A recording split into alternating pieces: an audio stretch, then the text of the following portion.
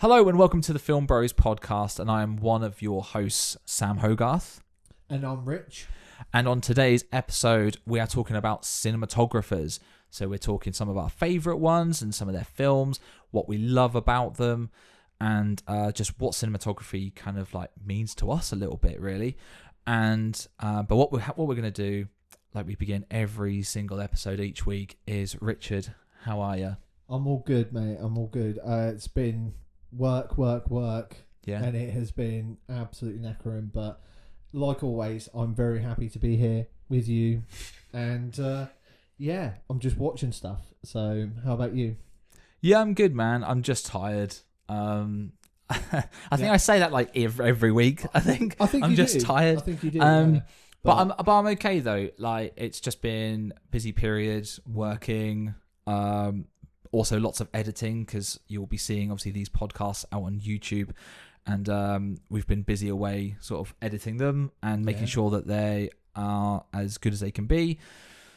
So I've been doing a lot of that, trying to watch some films as well. And but I'll tell you what I have been watching recently. Please tell me what you have been watching. I've been watching The Pit on HBO Max. Right, no spoilers because I've not delved in. I'm waiting for the drop of series 2. So once that's complete, season 2 is out. No, not fully. Yeah, no. But, okay. Once it's fully, because I feel it's going to be one of those shows.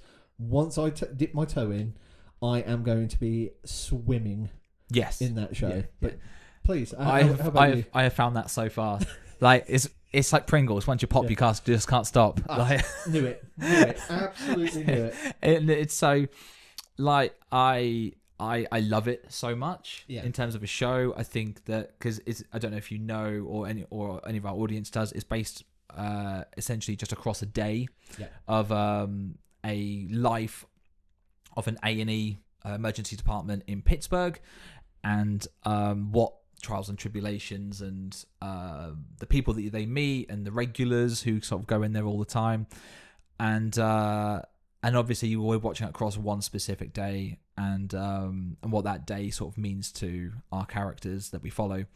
And I just think it's insane. I think it's anxiety inducing. I think every character is incredibly well written, and just they all have a story or lead, because I'm only about halfway through season 1, and we've been sort of a lot of the first episodes are like an hour, but then some of them have dropped off to like 45 minutes. So I've managed to sort we've me and my wife who obviously she loves it as well, we've been trying to sort of get through it, but you can watch like 2 or 3 in like a night. And but yeah, it's just an incredible show. Like so far, like my kind of favorites are Noah Weil, who plays Dr. Robbie, and also Taylor Dearden, who I don't know, I'm sure you know, but I don't know if our audience does. That is Bryan Cranston's daughter. Ah, right, who plays Dr. Melissa King.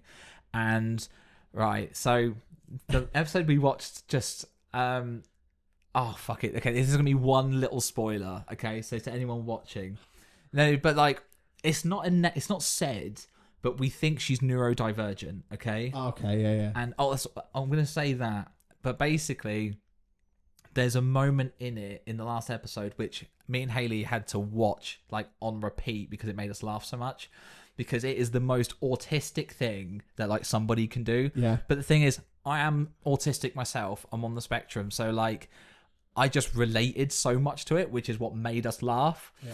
And I won't sort of give away what happened, but basically just the character takes something very literal, and it just made us laugh like so much. And and it is done in a comedic way as well. That's the thing as well. So it's not sort of like an offensive thing or anything like that. It's something that is just like it's a comedy of errors. Like it can be fuck it, I'll just say. So basically, like Dr. Robbie Dr. Robbie basically sort of like is walking by, and it's to sort of improve bedside manner, and he just goes to Melissa just like this to kind of like to sit down or to like calm your voice down sort of thing. I think it's because I think she sort of like she was a bit animated in what she was saying to like the patient. But then she starts to sit when he does this. So you see her looking at him, just going, like, sitting down, and it's just like, And he just sort of just goes, what are you doing? And it's just so funny. And in the context of the show and like her character, like she is such a sweetheart. And like she is without a doubt one of my favorite characters in the show. I know Fiona Dourif is in the show. I can't remember if she's season 1 or season 2. But I love her. Like she's one of my favorite characters in the Chucky franchise, and obviously the daughter of Brad Dourif. Again, one of my favorite actors. So for me, it's like seeing that, and then the narrative construction of you're following a single day over a single season, I think is absolutely genius. And I have heard from people about also the structure of it, in how they're planning to have, like, you'll see a character being 3 episodes in season 1, might turn up in episodes like 7, 8, 9 in season 2, and you're following them weave in and out of a show.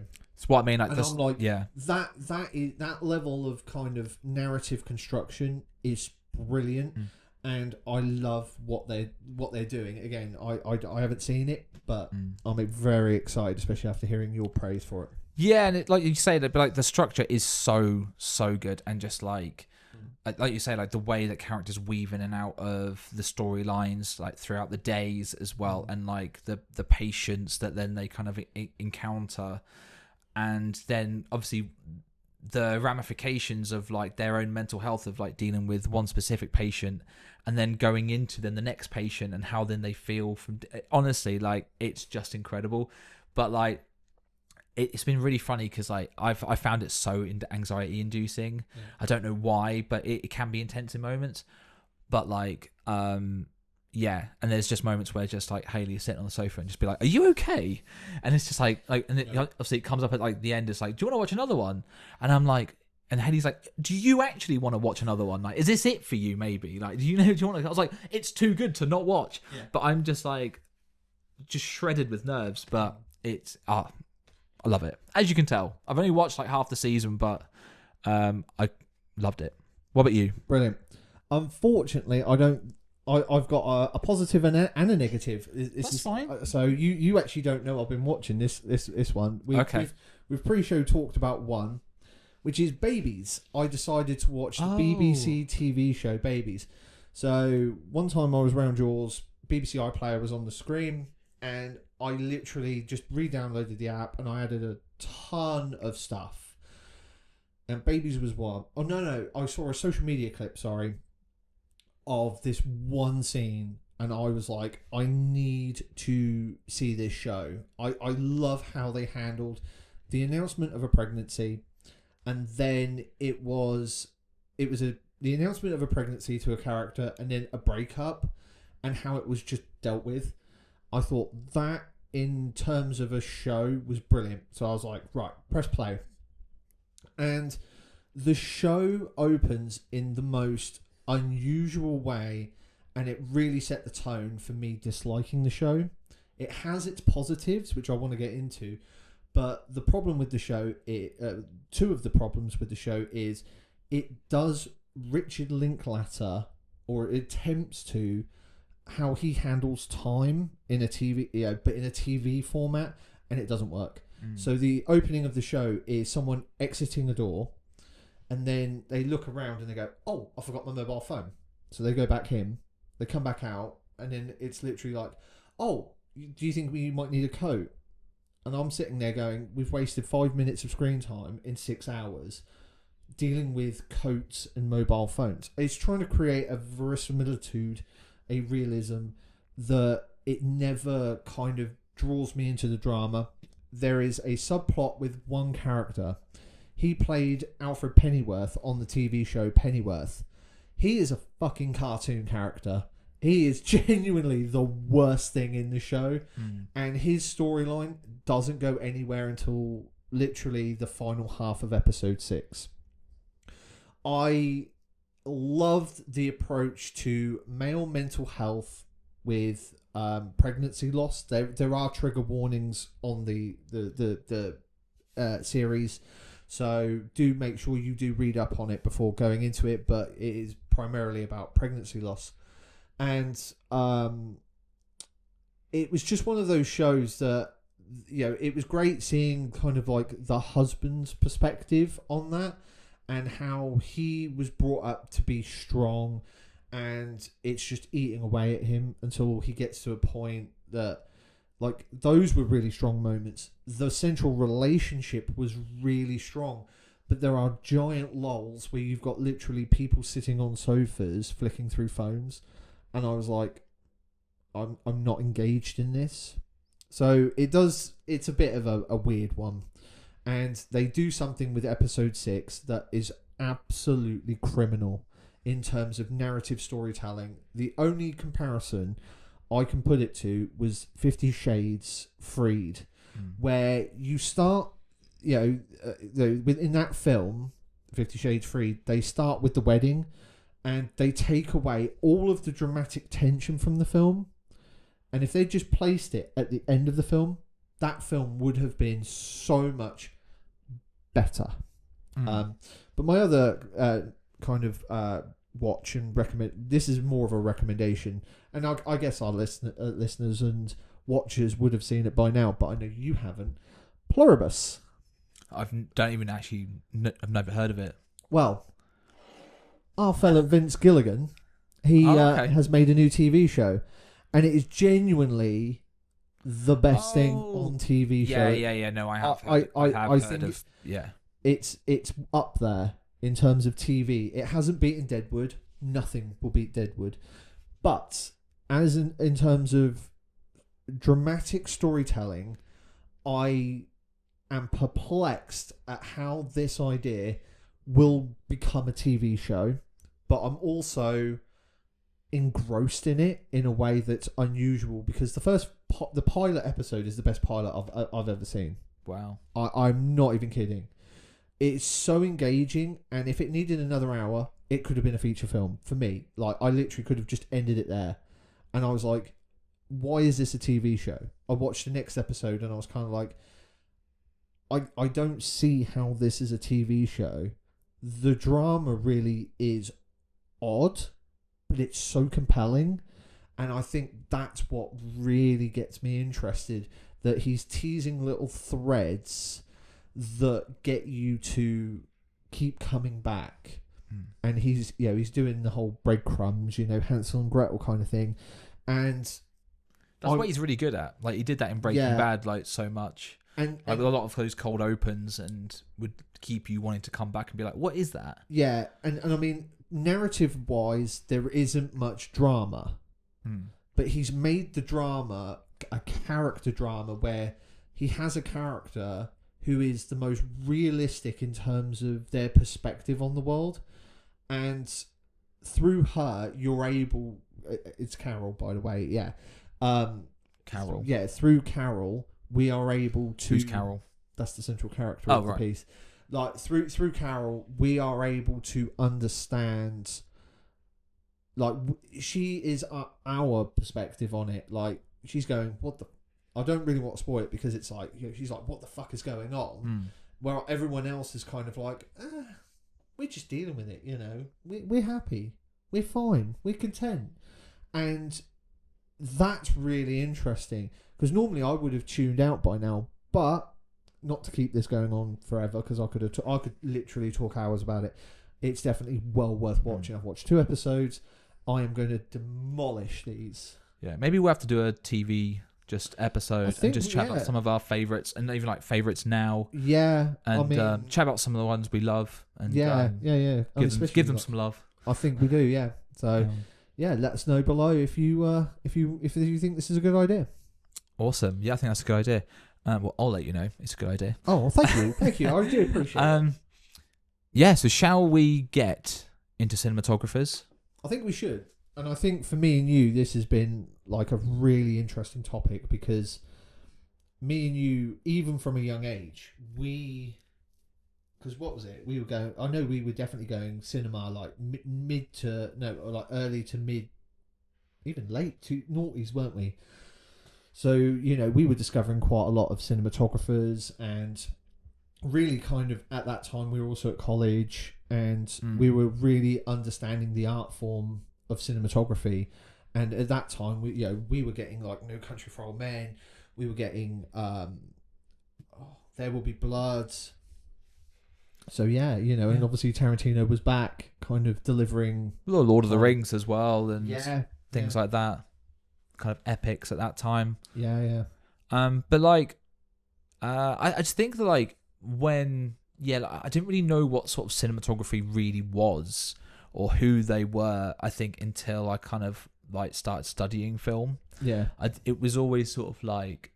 Our era was like more directors and stars, so it was like Spielberg or James Cameron or like your stars like Leonardo DiCaprio, Brad Pitt, obviously, who are still around now. Even producers, because obviously we knew Jerry Bruckheimer because you'd have his logo obviously in front of Pirates was big for us as well. 100%, yeah.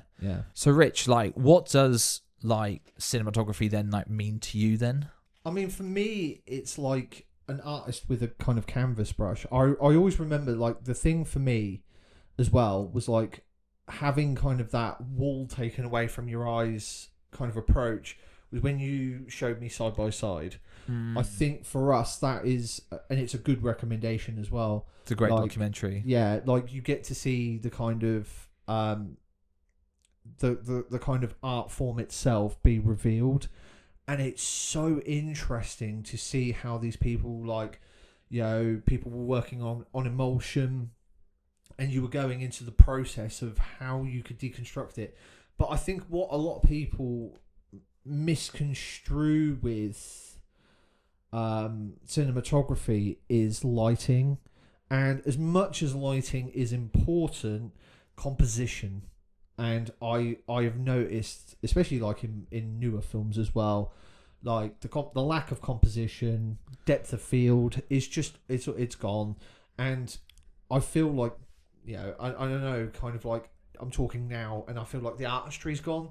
Whereas you can watch like even the fucking trailer to Taxi Driver, and it's a work of art. The moment where the kind of taxi comes out of the fog.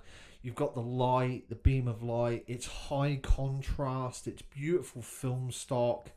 It's rich with color. Yeah, it's so rich with color and saturation. And you sit there and you're not only you get the primary colors of the city of New York, which is the yellow, but then you get the grime and the darkness and the wet and the moisture. And you kind of feel like it is like that's a representation of Travis, and personally for me, I don't know about you, but I can't tell you a fucking thing. Any of these modern films with their a lot of modern films with their shots are trying to tell me. Yeah, but like I actually disagree on some points. Actually, when you sort of say about the lack of depth of field, I actually think there's too much depth of field, and that's what I find is a big problem, because when you have like a shallow depth of field, everyone goes, oh, it's cinematic, and it's like, yeah, it looks like a nice shot, but at the same time, like I've been watching I watched a little bit of like the Scrubs reboot, for instance, and it's like there is everything's desaturated, there is fuck all color in it, like it looks horrific, and everything is like really shallow depth of field, so it's like really, again, cinematic, but the lighting's flat. There's no life to any of the frames, and I think that that's a real problem with a lot of not just modern TV shows, but especially films as well, because a lot of people just like directors or cinematographers just desaturate everything, and they're like, oh, it looks moody and cool. It's like, no, it looks like shit, actually. Like there's no life to the frame or to the images that you're trying to create. Yeah, that's why, like you say about Taxi Driver, not necessarily just like, not saying film is the be all and end all, because like people can desaturate that in posting with film as well, but it's just I don't know what this modern obsession is with like just loads of desaturation, low contrast, like no real shape to lighting, everything looks flat. I mean, like, I don't really understand it, because even like comedies like now, like I say, even like Devil Wears Prada 2, I saw this actually a little Instagram post about it. It's like everything, there's no contrast in it at all. No. And it just looks disgusting. And it's like, even when you watch the original, like it's high key lighting, but there's like decent saturation, and it's like nice colors. And it's like, well, that looks cool. It's like you get the vibe of it because it's New York City in the 2000s. It's this bright, vibrant sort of fashion magazine sort of thing. But now everything's desaturated, and I don't understand the obsession with it. I mean, I mean that as well. But like, kind of, because I also kind of want to segue into like how you were talking about kind of like obviously depth of field and stuff. Composition is at a fucking all-time low, and this is the thing. Like, yeah, but I sorry to interrupt, but like I think that because of the lack of lighting now, or over lighting, dare I say, that then people just focus on composition. So so all the other technical aspects are gone. Yeah. But then, like you say, there is no. It's just kind of like, oh, we'll frame it like that, and that'll do. There's no intrigue or any intentionality behind a frame. There is actually, and this is where I'm glad you brought that up, because this is my point about it. Have you seen the Minecraft movie? No. Okay. And with respect, I have no interest to ever. That's fine. That's fine. It. But you pick frames from that movie, yeah. Everyone is center frame, okay, and they're always well composed within center frame. And I sat there and I was like, holy shit, I've just realised what they're doing now. And I've noticed this with other films as well. So, if we take Scott Pilgrim, for instance, there's a shot of Scott, and his head is like literally like a little bobble just above the frame, and there is dead space. There is intentionality, there is reason and purpose to create a sense of a character. Then Ramona comes into the frame, and she's a little bit taller than him in the shot, and I love that shot. I can recall that shot, and the reason I brought up like Minecraft and a lot of the other stuff is they're filming it for social media. Oh yeah. So they literally, can then crop it for reels, you can and crop it. Yeah. And I went, or TikToks, oh my God, whatever. Yeah. If you notice any of this, they will always have someone in the center of the frame, kind of copying what George Miller does in terms of. It's just like writing for second screens as well. Yeah, exactly. Yeah. So not only are you getting the scripts, but you're shooting for your mobile as well. Yeah. And it feels so just awful.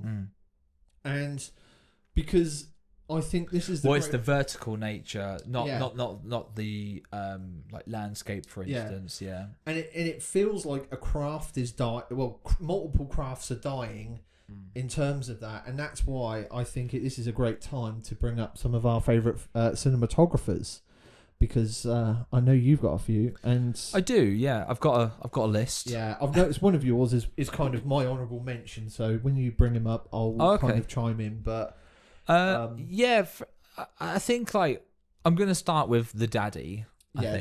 All right. So that's my honourable mention. He's an honourable mention for you. Yeah, because the thing is because I know how we both. I know how we both feel about him.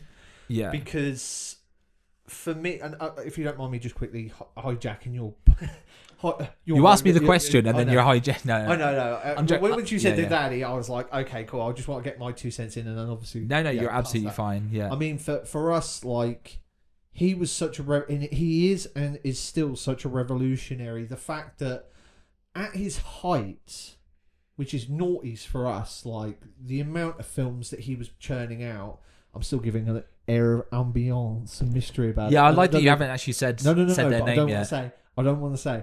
Not only were they balancing fantastic live action movies, they then went and worked on Wall-E and Rango as a creative consultant. And when you look at I've written that down, Rango. Yeah. Oh, sorry to take that away from you, but no. When you look at that, especially the sunsets and how light refracts, and you've got the waves of heat, he is a genuine master. And there is a great clip on, you can find it on social media, but in terms of like, he's sitting there with the Pixar lot, and it's the first time he's actually done like a seminar kind of thing for these people.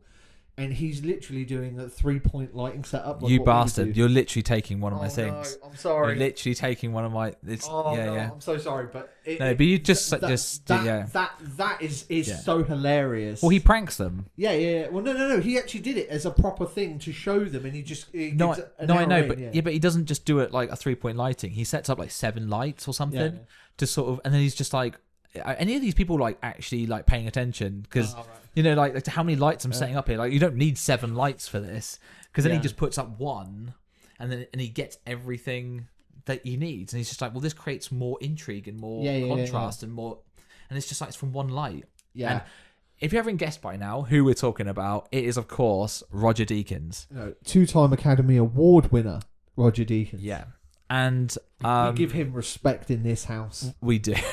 In this shed. Yeah. On our show. Yes. Roger. Yeah. And I completely agree with you. But like, and I love that like he has that sense of humor as well with like his peers and everything as well. And he's just like, because I've seen the video that you're talking about, and I'm sorry, No, you don't need to apologize. But yeah, he literally is pranking them because he sort of then says to like afterwards, he's like, no one pulled me up on like the amount of lights I was putting up. Oh right. Because everyone's because he's so respected.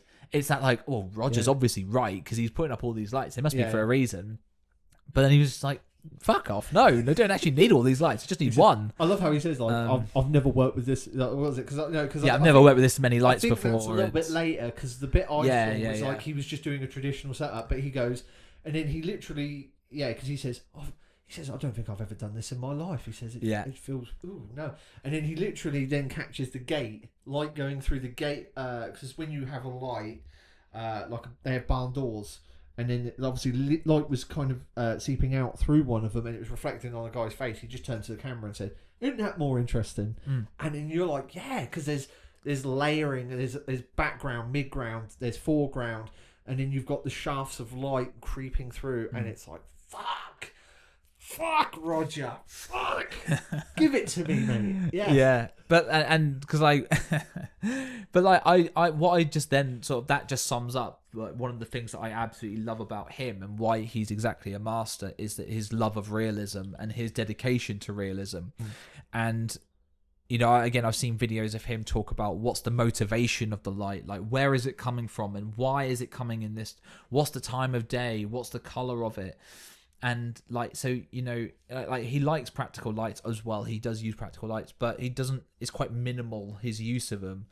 And I love that. But like, at the same time, I do think that then that does kind of not hinder creativity a little bit. Cause I do like it when, like for instance, like a Kill Bill where it's sort of a little bit more exaggerated or something. Obviously it depends on the project. Yeah. But like, I kind of think that then you can be a little bit more creative with color in a way. Yeah, and I love how he undercranks it. So you get a lot of the darkness and a lot of the more contrasty. Yeah. Loves dealing with shadows and yeah. I mean, but then you take something like the assassination of Jesse James. Honestly, sorry to use that word, but you're literally like reading off my fucking notes at this point. I'm genuinely not. That's literally what I was gonna say as like one of his underrated films is the assassination of Jesse James. No, you absolute bellend. All right. Wait. We can cut this bit. It's fine. We're not cutting it. This is staying in. Well, I'll bleep the C bomb that I've used because I don't want to keep a C bomb in there. No, that's fine. But like, all right. We'll take True Grit. Like True Grit, you've got Matt Damon sitting on the porch, and it's so dark, but then it's literally a match illuminating his face. Like, it's stunning. That again, how he's able to kind of blow the image out in the daylight, but still keep it respectable and it's viewable.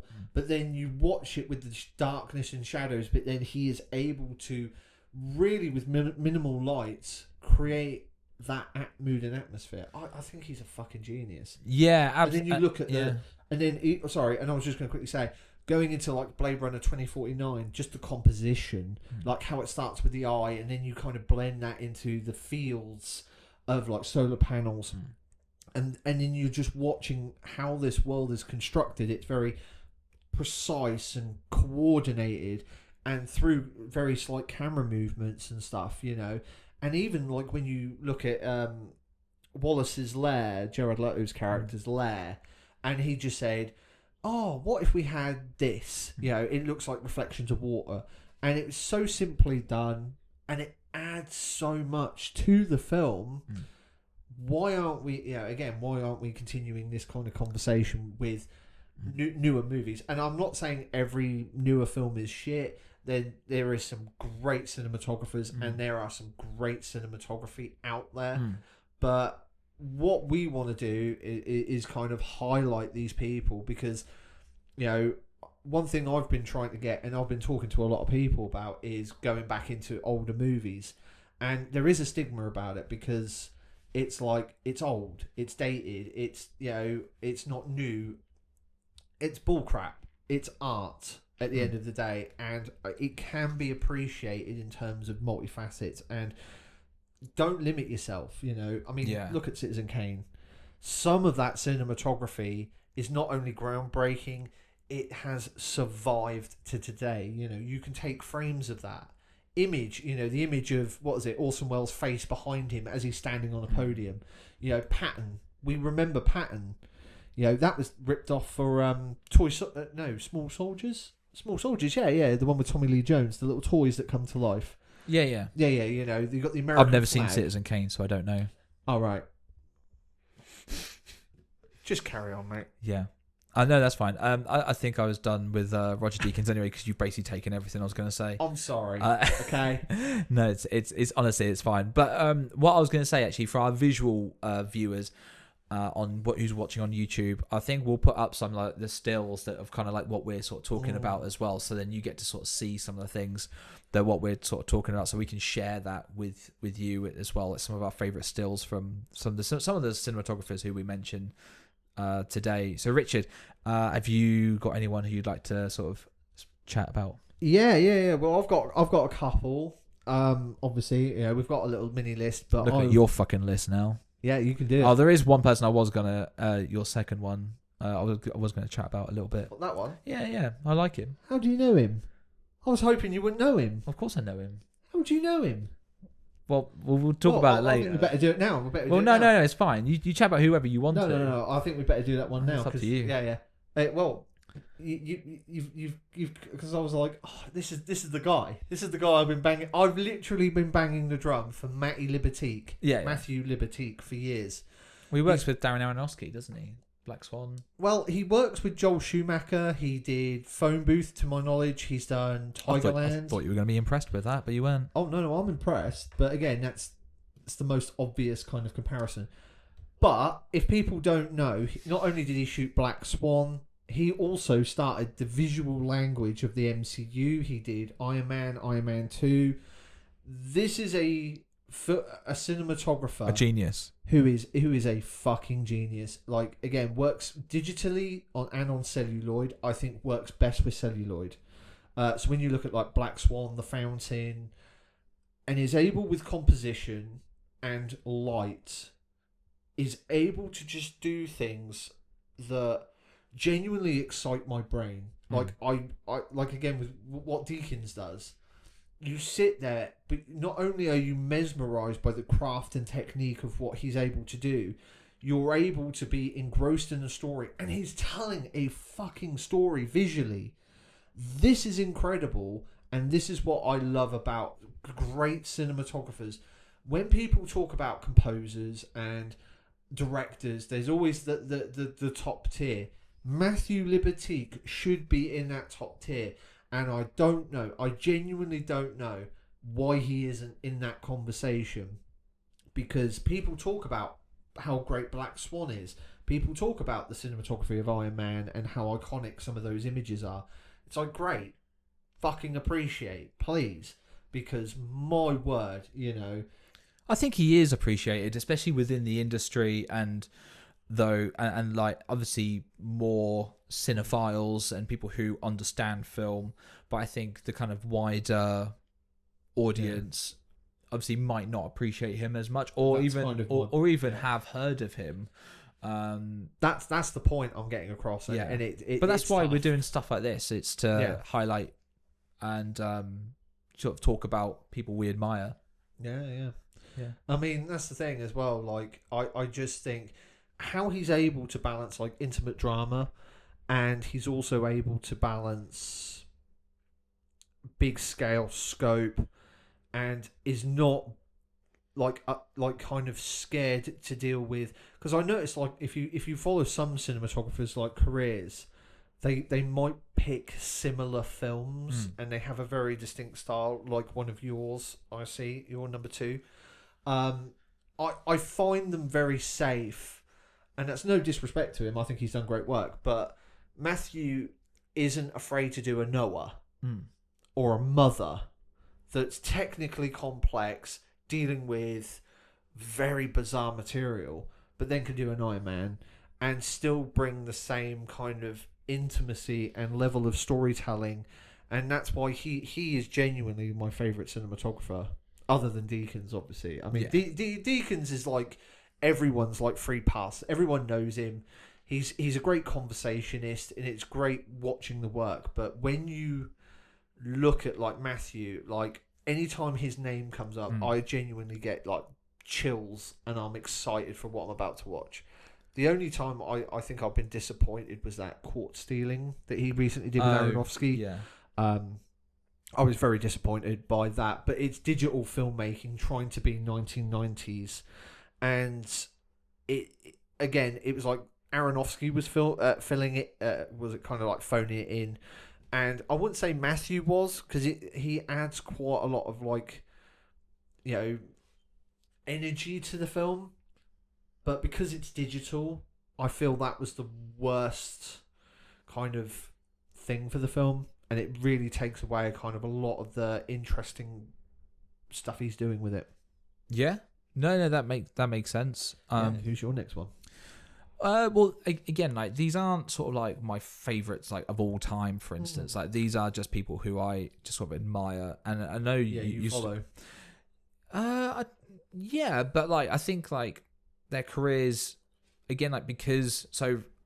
I think again this is a nice contrast. I've kind of gone with more traditional cinematographers, I guess, are kind of more in the kind of public eye, where you've gone a little bit more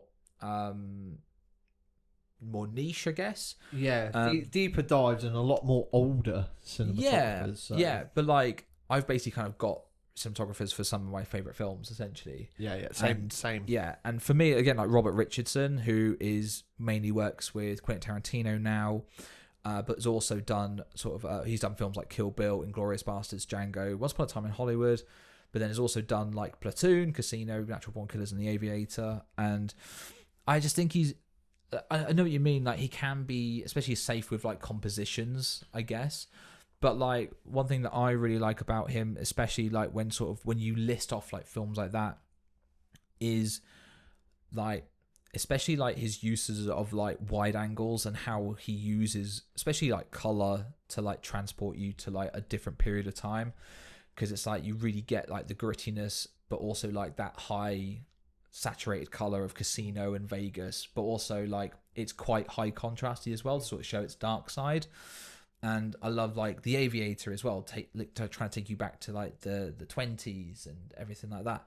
But then I love like how then stylized he can be with then Kill Bill and something like Django as well.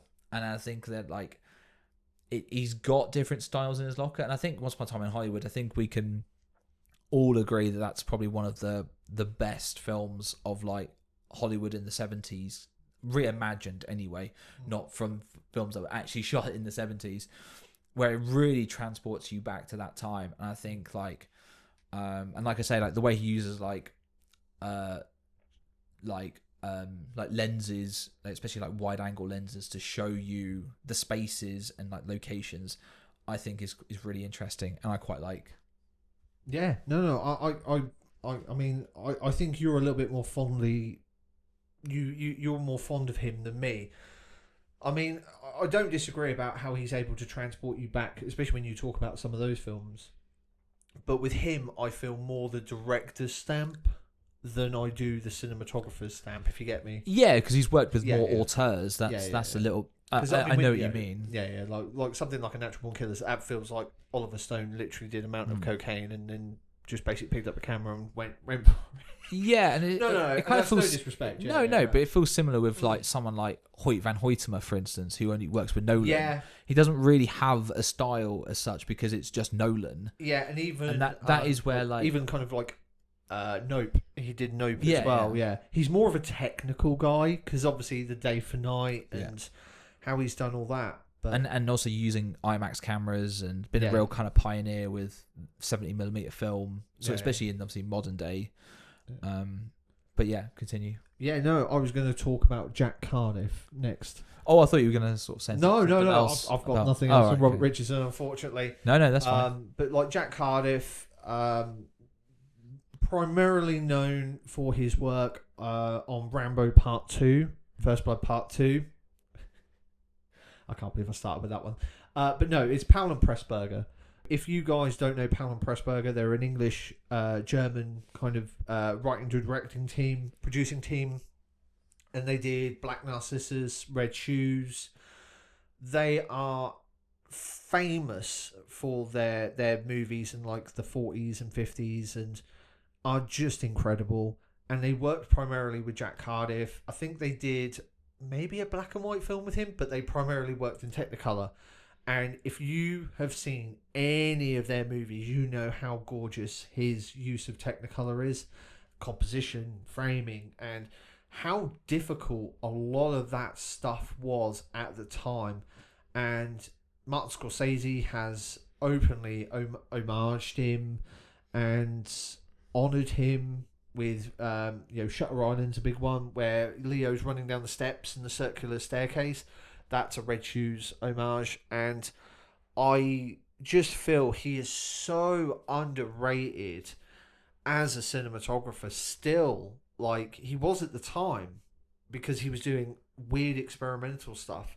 But again, when people kind of list the cinematographers, it's like he's rarely there, I feel, or the kids don't know about him. And again, that's kind of why I wanted to talk more about the masters of the craft, or like, except like Matty for me is like my favourite, obviously, other than Roger, I know I've said, but like for me, Jack Cardiff is just someone who is exemplary in form and technicality, and I just think deserves so much more praise.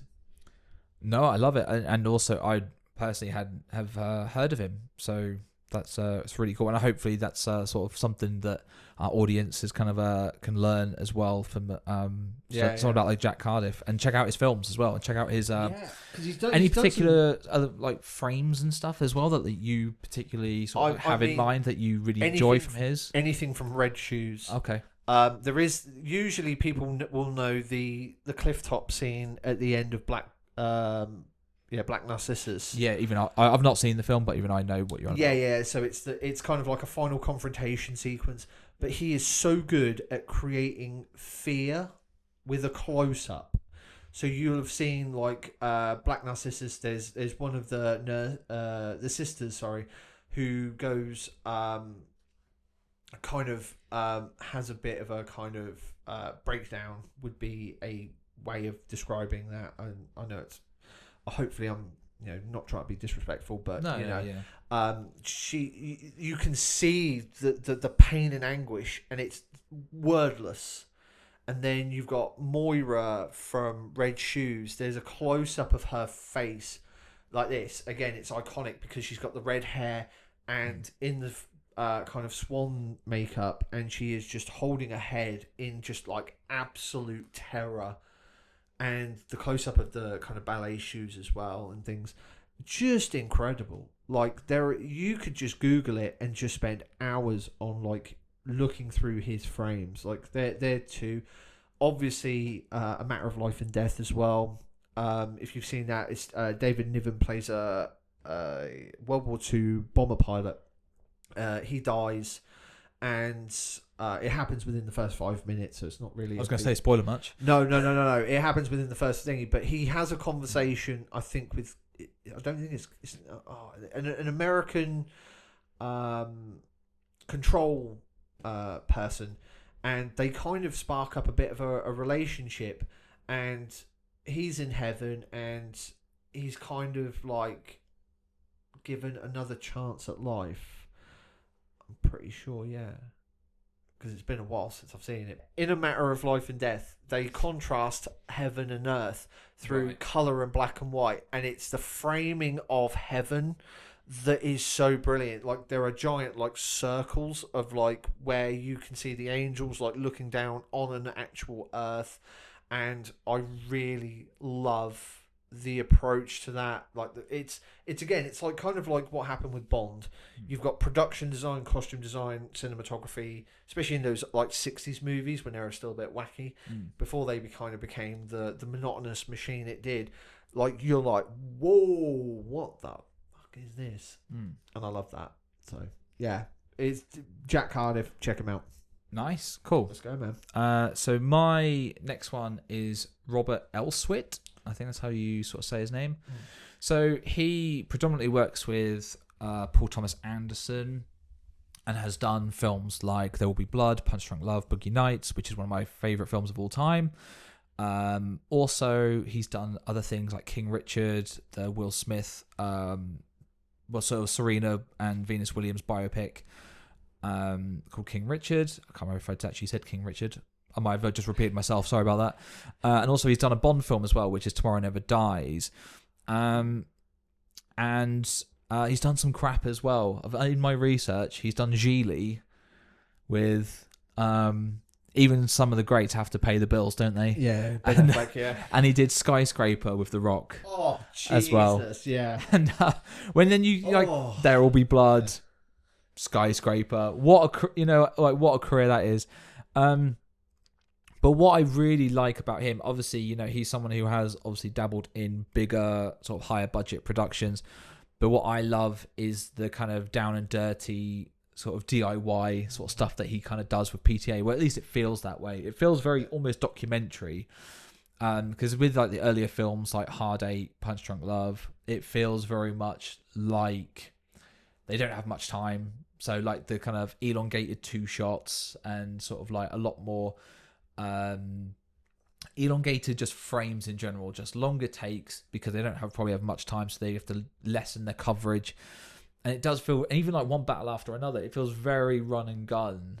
And like I find that really interesting, and I think that's a cool style that I just really enjoy. And yeah, that's what I like about him. No, and that's great because I mean, like looking at the kind of the filmography and like you've just mentioned, like he's got very kind of like an earthy filmic look, and then when you kind of compare that to like Skyscraper, I mean, we've all seen the fucking trailer. It's like HD gloss, and again, like you said, he probably put his kids through college on that kind of cash. Yeah. Good luck to him. Like, yeah, we're all here supporting him. So my next one would be Michael Chapman. Michael Chapman is actually a cinematographer we've brought up already. Did you know that? Is it? Yeah, Taxi Driver. Oh, okay. So Michael Chapman is a cinematographer, and he has directed a film that I still haven't seen, but I would love to see. But I know him kind of primarily for like films like Doc Hollywood and stuff. The guy is phenomenal at like just working on film. Again, composition, how he's able to balance the emotionality of story and then working like very closely with production design to keep composition, lighting, and just create such a emotionality through the cinematography, but also you are the character through the cinematography as well. He was a camera assistant on The Godfather and learnt a lot from one of my next choices. But I absolutely love Michael Chapman. Obviously, I think, the Taxi Driver, obviously the taxi coming through the smoke. One of the most iconic shots. Yeah. And I think that image says it all. But yeah, no, I wish I'd written more films down that he's done, but yeah. No. It doesn't have to be like a 20-minute. No. But like Doc Hollywood for me is like, again, it's just so, again, like so many of the cinematographers we talk about, you can feel there is a craft there, and I love it. So yeah, what's your next one? My next pick is Darius Khondji. You bastard. I forgot about Darius because he's one of my favourites. So. Yeah, like I love Seven. I love a lot more of his obviously sort of newer works. So like Mighty Supreme, Mickey 17, Uncut Gems, The Beach, Delicatessen, which I know is one of your favourite films. It's up there, isn't it? Oh mate, don't but get also he's also shot one of my favourite films as well, which is Wimbledon. Oh. I'm joking, obviously. No. I do have a soft spot for Wimbledon with Kristen Stewart, Kirsten Dunst, and fucking Vision. What's his name? Paul Bettany. That's it. Yeah. And it is one of those real cheesy like rom-coms set around obviously like the Wimbledon tennis championships. And I really like it, and I had no idea it was done by fucking Darius Khondji. And but what I was going to sort of say, like one of the things I just love about him, also he's done Oscar-winning films as well, like Amour as well. But like what I love about him is that he can do like a Fincher, for instance, where it's really clean, really high-end, kind of like classy cinematography. So I know Seven's not a classy film, it's very down and gritty and dirty, but I think that really suits his style as well, because Mickey 17 is very clean as well in terms of like Bong Joon-ho's sort of direction, and like the frames are very clean. It's very like, it's very high def, it's very 4K, you know, sort of like you. But what he does so well is I think he shoots chaos incredibly well. Yeah. And that is like when I was sort of looking through his filmography, and like Mighty Supreme, even Mickey 17, Uncut Gems, like even The Beach, and then Delicatessen, they are like incredibly chaotic films in their moments, and I just think he just does so well to capture those moments brilliantly. And I think capturing energy is something that he's so good at. I think, yeah, like he's not only able to work on like 16mm 35, but also digital as well in a really great capacity. But I love how you put that. And as much as you hate this term, he's so stylistic with his cinematography. Do you know what I mean? It's so stylized in the terms of like you said, he's able to capture high energy, but also in terms of like framing and the way the light's coming through. He's not afraid to kind of undercrank it and really like process the shot in a really interesting and bold way. Like, I personally think he works best on 35, but like you see some of like the Genet stuff, which is what I was going to say, because like, don't get me started on Jean-Pierre Genet. Oh my god. But like Delicatessen or Alien City Resurrection, supporters for life. That's probably lost us a few viewers, but fuck it, who cares? lost us half our audience. I was going to say, wait till they find out my Alien 3 take. Whew, that's it. We will have to do an episode of like unpopular opinions. Yeah. Oh yeah. I think that would just be an episode in itself. Oh yeah. That's where we literally like. I think the last episode of the show ever will be unpopular opinions, because then nobody can like, unfollow us. That's a good point, actually. Yeah. It's like we're just going out big. Yeah, everyone would literally just unfollow us on that. Yeah. But if you want to also have an episode on unpopular opinions, put it in the comments below. Yeah. We are reading. We are reading them, and we appreciate it. And Darius Khondji is just so, again, like underrated. You know the work, but people don't know the name. And it was again like, as much as I'm so glad like Autumn won the Oscars for Sinners, like why wasn't Darius nominated for fucking Mighty Supreme? I honestly, I don't know. Again, like this is where sorry to interrupt. Actually, no, fuck you. I'm not sorry. No, fuck you. But this is. I do feel that Mighty Supreme was incredibly undervalued at the Academy Awards. Yeah, it got a whole host of nominations, but I think that when people rewatch the film, I think they will actually regret their decision to not give it the credit it actually deserves. Like you say, cinematography, I don't know how Darius wasn't nominated at least, but also, obviously, I'm not going to go into the full, we're talking about cinematographers here, but I feel like acting-wise, it deserved more. I feel like writing, it deserved more. Rewatching it, I think Odessa deserved a nod. I agree, Does it... Because I have been quite stern on my Marty stance, and I actually rewatched it, and I actually enjoyed it a lot more, and it has improved. My Point proven. Exactly. But the thing is I think it should have been nominated, but I don't think it deserved to win.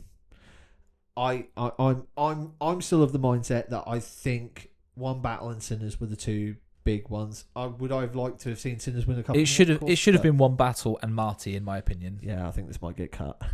No, it's not going to get cut. It's not going to get cut. It's not getting cut. No, this is staying. Right. Anyway, yeah. Yeah, we'll move on now. But yeah. Sinners is good, but not great. Obviously, we've talked about this at length before. But right. I just had to get that one final jab in there about Sinners. That's fine. I'm going. Who's your next one, Richard? I'm going to jump the curb on you. Oh, okay. I'm going to talk about Jordan Cronenworth. So yes, Jordan Cronenworth is a famous cinematographer who unfortunately suffered from Parkinson's and had to retire early. His last film was Alien 3, to my knowledge. That's when obviously it was getting really bad, and Alex Thompson had to replace him on the set, and Fincher was devastated because if you don't know Jordan Cronenworth, you might know a little film he made called Blade Runner, and the visuals on that film are incredible. And it's, again, the composition, the way he's able to deal with like light, and you can have like a flying spotlight, and the way it illuminates and silhouettes, and that's all I need to say. I just, again, he's one of those craftsmen that just feels lost to time. A genuine master, Jordan Cronenworth. Yeah. Like, and it's those kind of terms are thrown around quite a lot, but someone like Jordan, like you say, is like, I mean, you watch Blade Runner, it speaks for itself. It changed, I think, a lot of cinematography in terms of like people, especially like other craftsmen of other cinematographers. It changed their perception of cinematography, and also like maybe their approaches, because it's so different to. I mean, you look at the kind of sets that he was having to light with like neon, and then having like the umbrellas have neon as well. So he was then not only lighting the set, he was then having to light the actors in the set with their own light. Incredibly complicated. Get fucked. Yeah. How?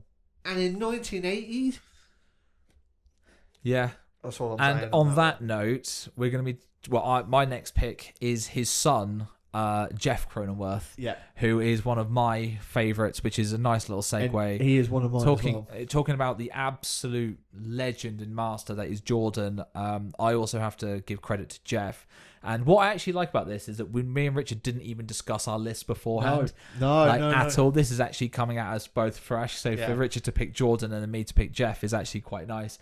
But for me, I thought you might pick Jeff, so I was like, but I wanted to kind of highlight and spotlight Jordan, but no, and he absolutely deserves it 100%. And but for me, like with Jeff, I think again, like working with, again, like he's not done loads of films. No. Sort of looking at his filmography, he's mainly worked with David Fincher, which again is really kind of. What a kind of what's the moment? What am I thinking of? It's like a creative partnership, isn't it? Yeah, but what a kind of like lovely moment that is for obviously David Fincher to have worked with his dad and now with his son, and then work with his son as well, and have that kind of creative partnership as well with Jeff, and I think that is like really lovely. And some of my sort of personal favourite of sort of Jeff's work is The Social Network, Fight Club, and The Girl with the Dragon Tattoo. The Girl with the Dragon Tattoo is one of my favourite films of all time. Yeah. But those three alone are like masterpieces. And like the things that I really appreciate with Jeff is that obviously working with someone like David Fincher, who is super specific in what he's asking for and super precise. Like when you watch like the behind the scenes of like The Girl with the Dragon Tattoo, and they're doing that like down the driveway when they first arrive, and they're like, they did it like so many times, but also like even like with like the micro jitters, there was no way of getting it like super smooth, and Fincher like really annoyed him, but then they had to do it in post to get it like that really really smooth like down the driveway shot. But like the dedication that those two have to each other, and I think that then like like Jeff just like dealing with such a specific and intentional director like Dave, and I use that word a lot, intentional, because there aren't many directors out there who are intentional with their frames and what they're trying to communicate through the language of their frames and what they're trying to do, or even like with sound design. Right? Obviously, you can use intention in lots of different ways, but that's where I think it just shows how great Jeff is when you have that kind of partnership with someone who does many takes to try and get that specific vision as well. And the fact that he stuck with him for at least like 4 or 5 films, that's tough, because again, it's like Stanley Kubrick's like cinematographer in the 70s. The name escapes me, but he did like Barry Lyndon, and you know, he worked a lot with Kubrick. That's not tough. That's not easy. Sorry. That is tough when you're in sometimes you could be in a combative relationship with your filmmaker, you know, your director. Like, that's tough. But then to keep coming back, but the fruits of that partnership must be so outweigh the kind of creative, like, obviously endeavors. Oh, absolutely. And I think as well, like, something that needs to kind of be attested to Jeff as well is that he's created some of the most iconic frames that we have in modern times. So like with Fight Club, Gone Girl as well, the like, and I think like, not to kind of put it in such a millennial kind of modern way, but like the amount, you know, how influential you are when like these images are used as like Instagram backgrounds or art on Facebook, because it's like, you know, when like the obviously Helena Bonham Carter and Edward Norton at the end and the towers are coming down, like the amount of people I know who have like shared that image and like, and because it means something to them, or I know they're recreating it because it's from a comic book originally, isn't it? Fight Club. No. It's a book. Oh, okay. No, it's a book though. Oh, right. Yeah. But the amount of times that also like that has just been recreated, and then like the Gone Girl look from Rosamund Pike looking up at Ben Affleck, it is iconic. And these frames are used. They've permeated through like culture, and this is how good Jeff Cronenworth I think is that, you know, like these are moments that are just stuck around now, and like and again, like they're like, you know, so many of his shots are like paintings. And it's just like, well, sort of going through a lot of his kind of frames on my recommendation will be, which I'll tell you shortly. Like sort of searching up some of his sort of shots that he's done, and it's just like, that's iconic, that's iconic, that's iconic, and it's just like, but also then like that just looks like a painting. That looks like a modern day painting, like you say about Barry Lyndon. Yeah, Jeff Cronenworth's career looks like that as well, but in this kind of digital age. But that's the thing, like, and as much as we've shit on digital, like, and I will continue to shit on digital. I mean, I was very much digital to begin with, but as the years have progressed, I'm definitely more in the kind of, unfortunately, I know you're going to hate me saying this, but I'm in the Christopher Nolan camp, where I do wish filmmakers would, you know, either get to grips with the digital film code and learn how to use it properly, or just you go back to film, because there is such a richness and texture to film. Even if it's shit, it looks great. So it kind of throws me, especially when you're watching some films. But like with Fincher and Cronenworth, like you can see there is so much methodical planning. The grade for the film has been thought out meticulously. Every inch of that pixel, the pixels, has been gone over meticulously when it is in front of your eyes, and I appreciate that. Yeah, no, I get that. I think that film has its place, but I also think digital has its place. I think it just depends on the story you're trying to tell and the way you're trying to tell it. I do think a lot of people have gone digital mad. Yeah. And I think that obviously it's cheaper, so that a lot of people will go that route, of course. But with especially film becoming more popular, it will become cheaper again. So, you know, like it will eventually, like it's like with vinyl and all these kind of things, like when the retro thing comes back, if it's used enough, the prices will then go back down. And we're seeing Kodak and like produce more film now, and the popularity of film is coming back, and the popularity of filmmakers using film has come back massively. But I think everything has its place. But what I don't like is when you shoot something digitally and then may try and make it look like film, because it doesn't work. Just, I know you might not have a big budget, but then shoot it in a different way. Try not to make it look like film. Just shoot it on digitally, because if you want it to look clean, make it look clean. Or like there's other ways you can do it. I mean, like instead of just slapping a filter on an 8K raw image, it's not going to look right. I think a lot of cinematographers, I've kind of delved into this a little bit, where it's like cinematographers were talking about, like they've created, some of them have actually created packs of like scanning actual emulsion, and I think it can be done right.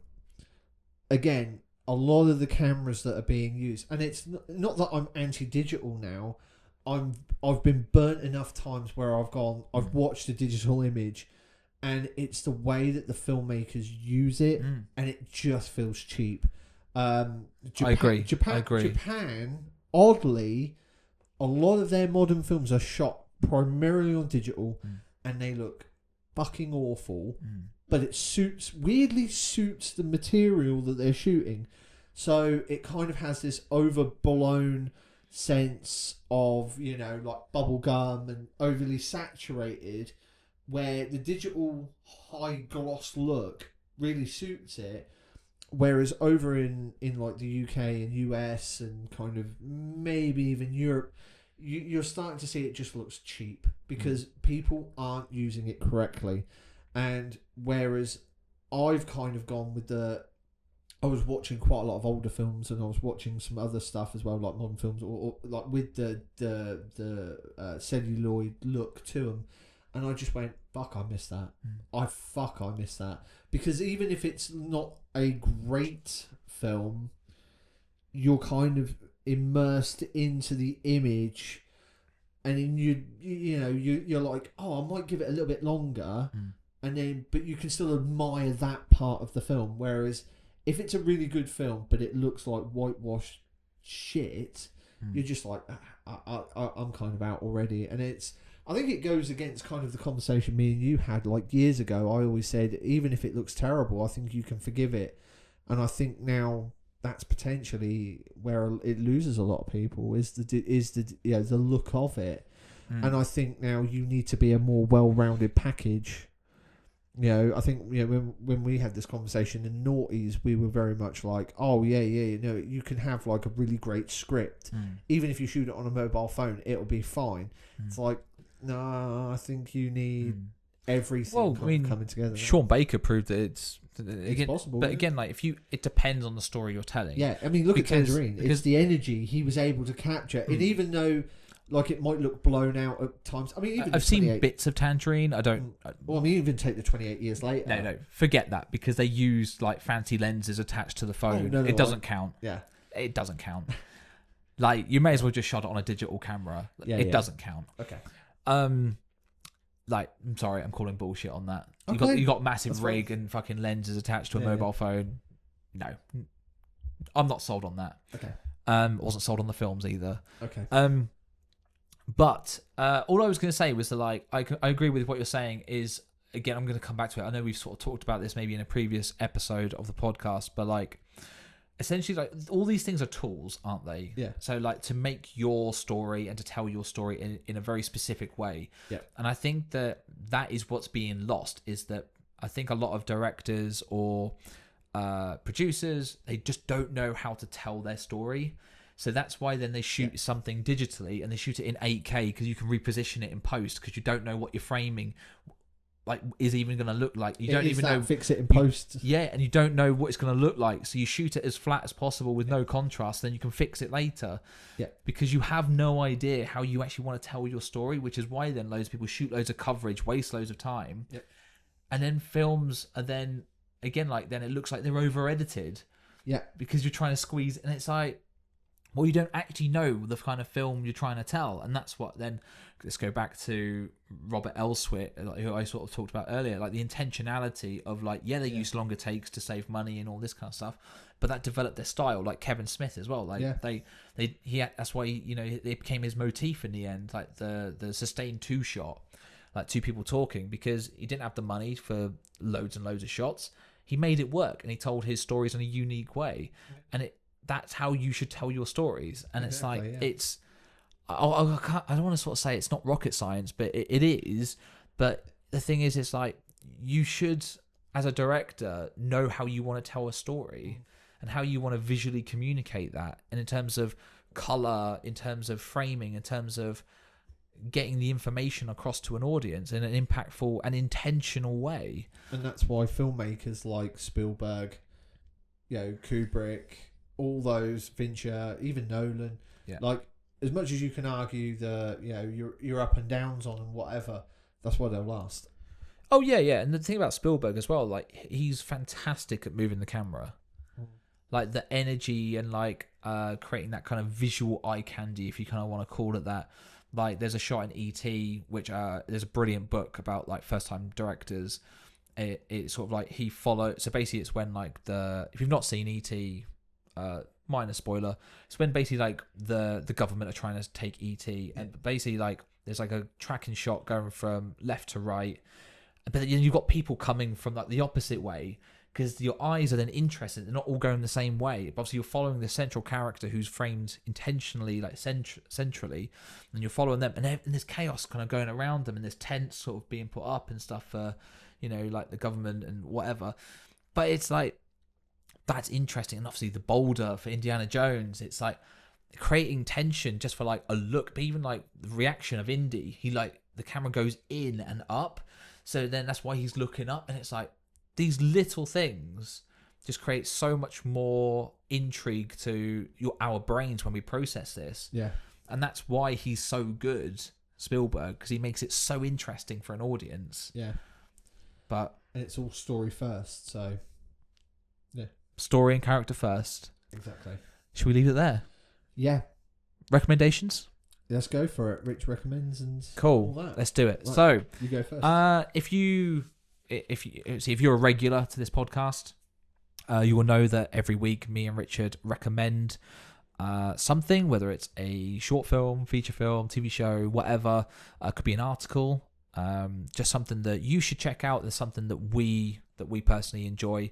And this week's recommendation from me is a website called Shot Deck, and some of the images you'll see today will have been sort of taken from Shot Deck. And Shot Deck is basically, it's a website that was created by cinematographer Lawrence Sher, who did Joker, and obviously probably did Folie à Deux as well. He did sort of like he's done like a whole bunch of films. He's a really big cinematographer, where if you are interested in cinematography, you can search for images for like creating your own decks for like short films or feature films that you're making, or music videos. So you've got references, and also it's just fun just to have a look at, like, there's not just feature films on there, there's short films, there's adverts, there's music videos that you can search images for. It's a really amazing tool that I use as well. This isn't an advert for it. Wouldn't be opposed to one for doing one for it. But it's something that I do genuinely use myself, Shot Deck, and I really enjoy when I make my own short films. And so, yeah, that's my recommendation. Richard, what have you got for us this week? Well, I had one, and then I just thought of an extra bonus one. So I'll do my main one, which is The Assassination of Jesse James by the coward Robert Ford. It's a good pick. I always thematically try and link a film recommendation to this.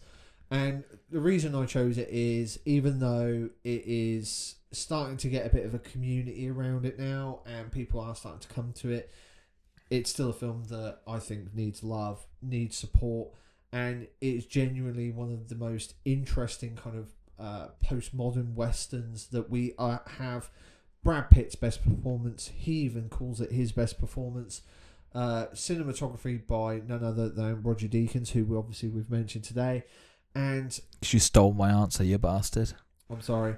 And directed by Australian mad bastard Andrew Dominique, who I absolutely love, made the brilliant Chopper, but most people might know him for Blonde. Don't hold that against him for this, because this is definitely a film well worth recommending. And even though it's kind of Andrew's Australian by birth, he creates an American classic that really just deconstructs a lot of the kind of myths and kind of ideas that we have taken into the West over like the last 100 years, and really just has a crack at them. And I think he does something really interesting with it. And I also want to recommend Roger Deakins' podcast, where he I think it's him and his wife, Team Deakins. Yeah, Team Deakins. And they interview a new guest every week. He tells fantastic stories about, obviously, cinematography. He goes into like what it's like, and it is always worth listening to Roger talk film. So yeah, that's my little twofer for this week. Some really good picks there. And if you haven't obviously checked out any of our recommendations, please do. And let us know in the comments what you think of our recommendations. And I just want to say just thank you so much for all the support and for watching or listening to all of our podcasts. It really means a lot to us. And keep commenting and liking on these, because it really does make a difference. And yeah, really appreciate it. I second that. And where can people find you? On socials. Yes. So you're probably watching this on Rogue Studios, but we also have an Instagram at Rogue_Studios_, and we'll have a TikTok as well. It's not set up yet, but it will be by the time this is probably out. And you can also follow me at Sam_D_Hogarth on Instagram and TikTok as well. And where can people find you, Richard? Thank you. I am Video Store Clerk on, Letterboxed, TikTok, Instagram, and Serialized. So I'm across all the socials. Sorry, just before we end, I've not made a Letterboxd reference this week. Oh my God. I think it's the first one in 7 weeks. I've not done a Letterboxd reference. No, you haven't. Oh my God. That's mad, isn't it? Yeah. And I love me referencing Letterboxd was the one that made you go, oh my God. Okay. That's okay. Well, no. We're ending it I'll have to come back next week. Yeah. we'll see what happens. But thank you again, and we'll see you next week. Bye. Bye.